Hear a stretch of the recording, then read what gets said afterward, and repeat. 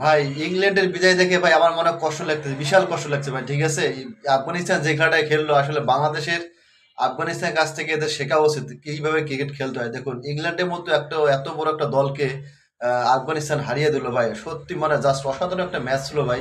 আসলে খেলাটা দেখছিলাম ঘুমাই ঘুমে, আমার ঘুম আসলে প্রচন্ড, তাও তবু খেলাটা দেখলাম শেষ পর্যন্ত। আসলে মানে তাদের ক্রিকেট কোথায়, আফগানিস্তানের ক্রিকেট কোথায়, আর আমাদের বাংলাদেশের মানে ক্রিকেট কোথায় ভাই। আসলে আকাশ পাতাল পার্থক্য ভাই। দেখুন, আফগানিস্তান যে ক্রিকেটটা খেলে তারা ভয় ডরহীন ক্রিকেট খেলে, আর আমাদের বাংলাদেশেরা এরা হলো ডর বাবার রাজা। ঠিক আছে, আর সত্যি বলতে কি ভাই, ইংল্যান্ডের বিদায় দেখে আমার মনে খুব কষ্ট লাগলো ভাই। ঠিক আছে, কারণ এত বড় একটা টিম, এত বড় একটা দল আসলে এভাবে হেরে যাবে, আসলে এটা কখনো আশা করা যায় না ভাই। তার জন্য ভাই আফগানিস্তান অনেক ভালো খেলছে, তার জন্য অন্যদের শুভকামনা তাদের। কারণ যারা ভালো খেলছে তাদেরকে অবশ্যই মানে অভিনন্দন জানানো উচিত। আমি তাদেরকে অভিনন্দন জানাই, আফগানিস্তান টিমকে।